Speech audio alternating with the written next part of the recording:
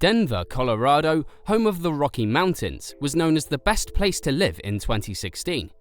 Just 3 years ago, it was ranked second, just behind neighboring Boulder. This year, it fell all the way down to number 99. Once held for its vibrancy and livability, Denver has been facing a decline, with significant concerns surrounding homelessness, political polarization, crime, and population loss. Denver presents two contrasting images, one that underscores long-term decline, especially symbolized by the rising homelessness and political discord, and another that highlights the city's growth and investment in public-private ventures. This decline isn't new for Denver. The city has experienced fluctuations in prosperity, most notably due to the oil industry. An economic boom ensued when oil production skyrocketed in the 1970s, leading to a construction spree of high-rise office buildings. Yet, the city's population began to drop after peaking in about 1970, and a crash in oil prices in the mid-1980s led to economic decline. Before we go into the details, click that like and subscribe button and hit the notification bell to stay updated with our latest videos. This channel will keep you updated on the most intriguing videos on economic topics around the world. Before the pandemic, Denver's economy was thriving, characterized by booming businesses and a vibrant 16th Street Mall packed with local and tourist foot traffic. A diverse mix of industries, from retail to services, painting a promising economic landscape, contributing to the city's prosperity. However, the pandemic brought with it significant setbacks for Denver's economy. There was a precipitous decline in foot traffic, particularly noticeable in downtown areas such as the 16th Street Mall, due to companies sending workers home. The decreased activity led to a steep drop in commercial real estate values and posed a serious challenge for restaurants and businesses. Many had to shut their doors permanently. The pandemic further escalated Denver's homelessness crisis, as rising rents and home prices exacerbated housing insecurity. This, combined with increased crime rates and widespread drug issues, created a challenging environment for Denver's recovery. Despite the gloom, glimpses of Denver's pre-pandemic vibrancy occasionally peek through. City boosters and Denver's new mayor are actively betting on change and recovery.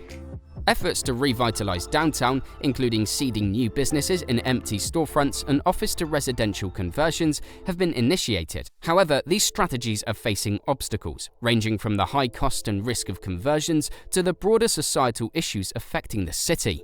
In June, the Denver Nuggets NBA championship win was a highlight for the city, a welcome change from the increasing challenges Denver has been facing. However, the jubilant celebrations quickly turned sour as gunshots rang out downtown shortly after the celebrations, injuring 2 people. This incident, seen as a stark reminder of the rising crime rate, cast a pall over the city's newfound glory. Property and violent crimes have soared, leaving Denver worse than New York or Chicago in terms of safety. This alarming trend has disrupted Denver's rhythm, particularly affecting business owners and tarnishing the city's reputation. Small businesses are struggling amidst a perfect storm of increased crime, inflation, pandemic restrictions, and workforce displacement. The rising crime has been a significant deterrent for both customers and business owners. Retail locations are constantly threatened by escalating crime incidents, scaring away customers and causing distress to owners. For instance, Tea with Tay, a local business, closed its doors just 6 months after opening due to safety concerns, including instances of property damage and disruptive behavior in the shop. From 2019 to 2022, property crime and violent crime in Denver spiked dramatically. Denver now outranks New York City in violent crimes and has doubled the property crime rate. Auto theft, in particular, has reached an epidemic level, with almost 100 vehicles stolen daily in Denver. The rising crime rate has cast a shadow on Denver's reputation. It now ranks among the nation's least safe cities, sandwiched between Little Rock and New Orleans. Unfortunately, the crime rate is not the only problem Denver is grappling with. The issue of homelessness in Denver, Colorado is one that is not only stark but is rapidly escalating. According to the 2023 point-in-time count released by the Metro Denver Homeless Initiative, there was a more than 30% increase in individuals experiencing homelessness over the previous year. The count, which included those in shelters and living outdoors, found 9,065 individuals experiencing homelessness, a 31.7% increase from 2022.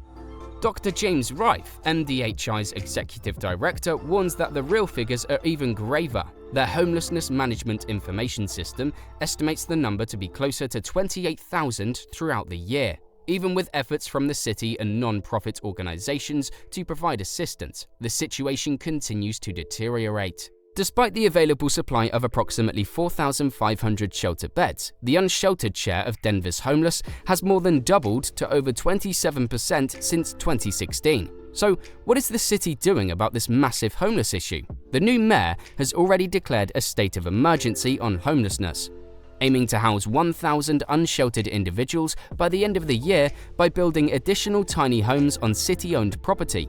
His strategy also involves ceasing sweeps of homeless encampments unless there is a health and safety risk or the camp is located on private property. The mayor intends to maintain these camps until the city can provide more housing options. A plan that includes leasing vacant apartments and finding locations for authorized camping or tiny homes is in the works. These housing solutions will ideally have individual lockable doors, kitchenettes, and private toilets. Further, Mayor Johnson has identified 4 categories of housing options for the homeless. These include existing rental units, hotel conversions, micro-communities such as tiny home villages or safe outdoor spaces, and large commercial buildings that could be adapted for use as shelters.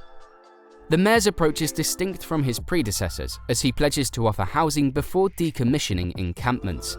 The initiative aims to reduce the number of camping sites and help residents gain access to stable housing. Despite the commitment, clearing encampments will still occur under certain circumstances, similar to previous policies. However, Mayor Johnson has clarified that the city will not arrest individuals for being homeless. Another integral part of the mayor's strategy is the use of micro-communities. They allow individuals resistant to traditional shelters to have their private spaces while remaining connected to necessary services.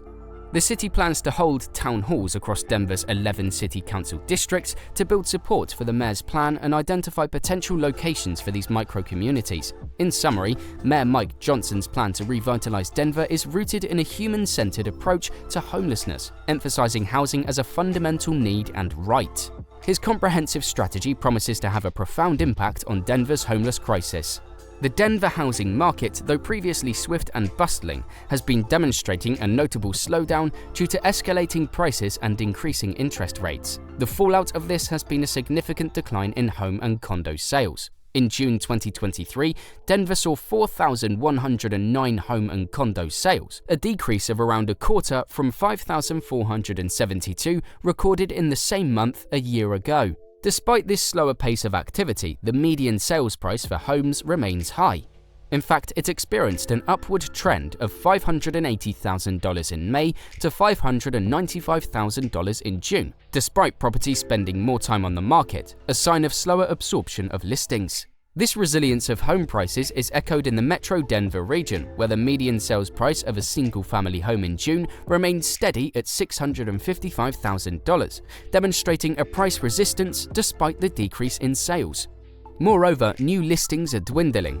June saw a 23.94% year-over-year decrease compared to the same period last year, with total new listings at 5,180, a figure substantially lower than the mid-7,000s. Typically seen during this time over the past decade.